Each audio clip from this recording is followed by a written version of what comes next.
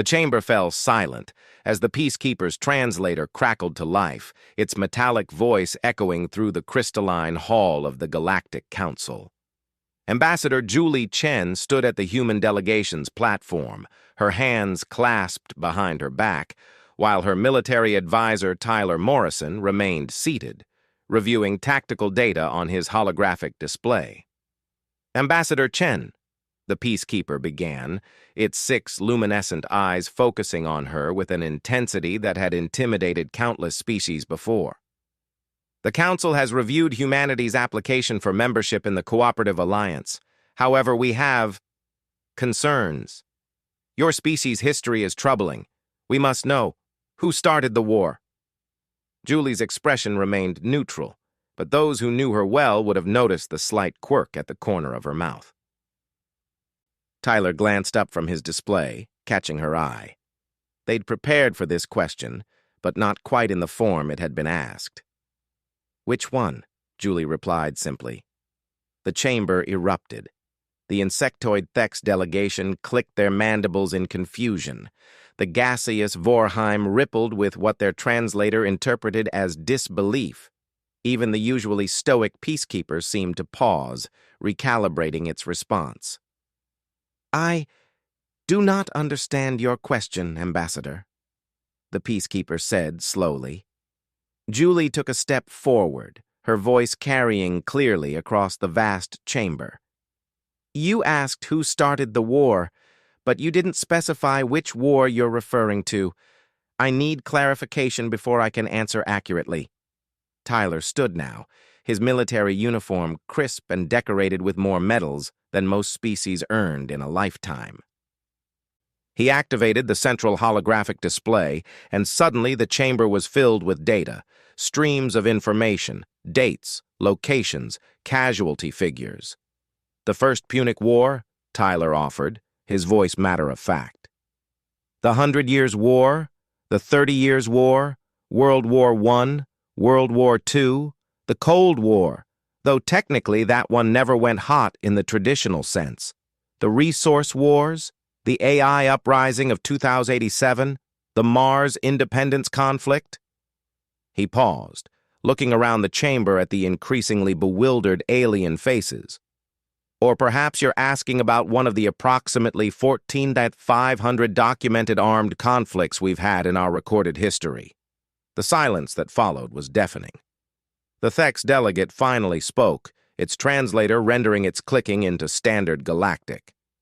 14,500, Julie corrected gently. "Give or take. We're still finding records from prehistorical periods. Archaeological evidence suggests warfare predates our written language by several millennia." The Peacekeeper's eyes dimmed and brightened in what might have been the equivalent of blinking. "This is unprecedented. Most species achieve spaceflight only after achieving global unity. After ending warfare."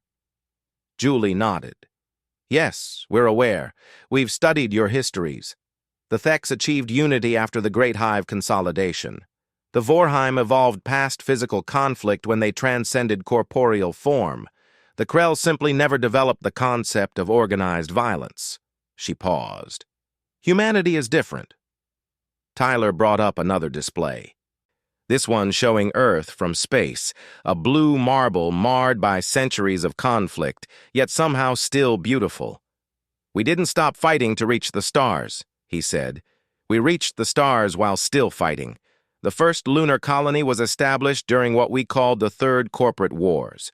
Mars was colonized by 3 separate national blocs who weren't on speaking terms." "But why?" the Vorheim delegate asked, its gaseous form swirling with agitation. "Why continue such destructive behavior?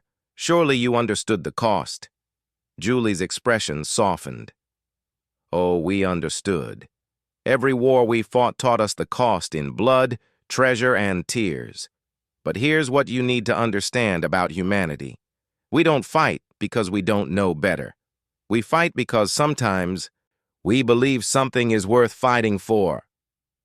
She walked toward the center of the chamber, her voice taking on a passionate edge. We fought for freedom from tyranny. We fought for resources to feed our children. We fought for ideologies we believed would make the world better. We fought for revenge, yes, and for greed, and for foolish pride. But we also fought for justice, for protection of the innocent, for the right to exist on our own terms. Tyler added, and here's the thing about all that fighting. It made us very, very good at it. Not just at warfare itself, but at survival, at adaptation, at never giving up even when the odds are impossible. The Peacekeeper seemed to consider this. The Council fears that admitting humanity would introduce instability into an alliance that has maintained peace for 3,000 standard cycles. Peace, Julie repeated, her voice quiet but firm. Yes, you've had peace, 3,000 years of it. But in that time, how many species have gone extinct because they couldn't adapt to changing circumstances? How many civilizations collapsed because they'd forgotten how to fight when something threatened them? She gestured to the data still floating in the air around them. In the last century alone, humanity has survived 3 separate extinction-level events: a rogue AI that nearly wiped us out, an asteroid impact that devastated an entire continent, a pandemic that killed 2 billion people. We survived because we knew how to fight, not just with weapons but with determination, ingenuity, and sheer stubborn refusal to die quietly. Tyler pulled up one final display, a star map showing the expanding boundaries of known space. 6 months ago, our deep space monitors detected something at the galactic rim, something heading this way, something that doesn't respond to hails and leaves nothing but dead worlds in its wake. The chamber went deathly quiet. You want to know who started our wars? Julie asked, looking directly at the Peacekeeper. Different people. For different reasons at different times. We own that history, all of it, the glorious and the shameful alike. But here's what I'll tell you. Humans know how to end wars, too. We know how to win them.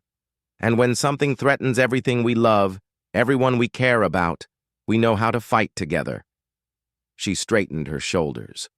So yes, humanity has fought 14,500 wars, and we're still here, still growing, still reaching for the stars. The question you need to ask yourself isn't whether you can afford to accept us into your alliance. It's whether you can afford not to. The Peacekeeper's eyes pulsed with light as it processed this information. Finally, it spoke. The Council will deliberate. But Ambassador Chen, Colonel Morrison, may I ask one more question? Of course, Julie said.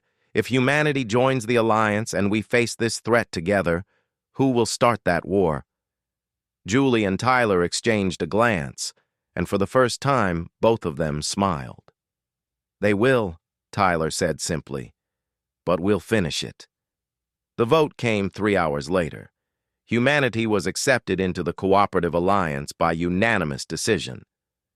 And when the threat from the galactic rim arrived 2 years later, the peaceful species of the Alliance learned something that humanity had always known.